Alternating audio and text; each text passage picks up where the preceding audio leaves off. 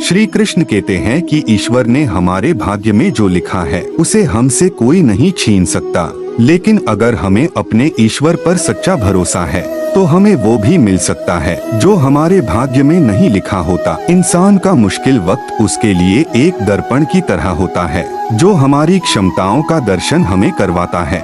वह दिन कभी मत दिखाना कि हमें खुद पर गुरूर हो जाए। इस पूरे ब्रह्मांड में ऐसी कोई ताकत नहीं जो इंसान की इच्छाओं की पूर्ति कर सके, क्योंकि इंसान की इच्छाएं एक समुद्र के समान होती है जिसे कभी भी भरा नहीं जा सकता। जो दूसरों की तकलीफों को समझते हैं, जिनमें दया है, दिल से अच्छे हैं, उन्हें दोबारा जन्म लेना नहीं पड़ता। अगर कोई मनुष्य हमारे साथ बुरा कर रहा है तो उसे करने दो, क्योंकि यह उसका कर्म है और समय उसके कर्म का फल उसे जरूर देगा। लेकिन हमें कभी भी किसी के साथ बुरा नहीं करना चाहिए, क्योंकि यही हमारा धर्म है। दुष्ट लोग अगर समझाने मात्र से समझ जाते तो यकीन मानो महाभारत कभी ना होता।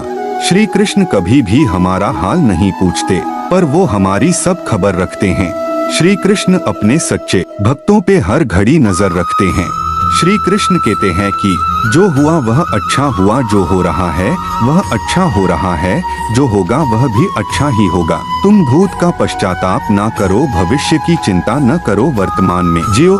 अगर आप जीवन में असफल होते हैं तो आपको दोबारा प्रयास करने में कभी नहीं घबराना चाहिए, क्योंकि जब आप दोबारा प्रयास करते हैं तो आपकी शुरुआत सुनने से नहीं बल्कि आपके अनुभव से होती है। जिंदगी में सदैव अवसरों का आनंद लेना चाहिए, लेकिन किसी के भरोसे को तोड़कर नहीं।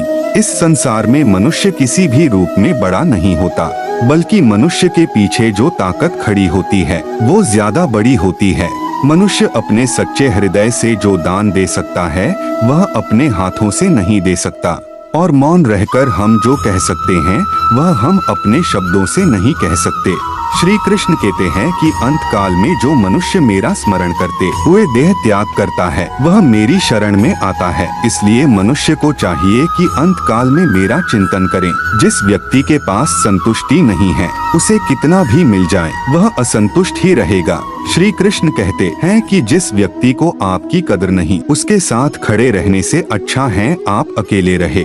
यदि आप किसी के साथ मित्रता नहीं कर सकते हैं तो उसके साथ शत्रुता भी नहीं करना चाहिए। जब आपके जीवन के चारों ओर हताशा और निराशा हो, जब दुखों ने आपको हर जगह से घेर रखा हो, तब आप सच्चे मन से कृष्ण के नाम का दीपक जलाना और अपना सब हाल श्री कृष्ण को सुना देना। श्री कृष्ण स्वयं आपके सब दुख हरने अवश्य आएंगे। तुम उसके ये शोक करते हो जो शोक करने के योग्य नहीं है।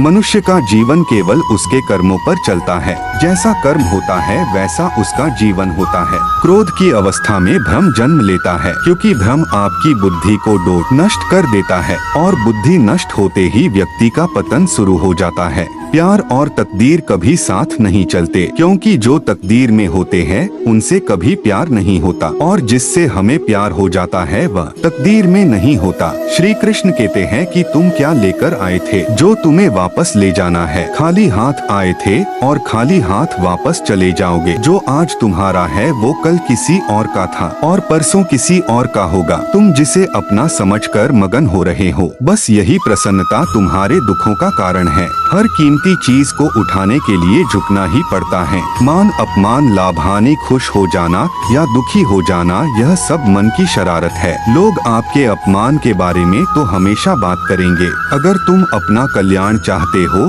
तो सभी उपदेशों, सभी धर्मों को छोड़कर मेरी शरण में आ जाओ। मैं तुम्हें मुक्ति प्रदान करूंगा। उससे मत डरो जो वास्तविक नहीं है, ना कभी था ना कभी होगा। जो वास्तविक है वो हमेशा था और उसे कभी नष्ट नहीं किया जा सकता।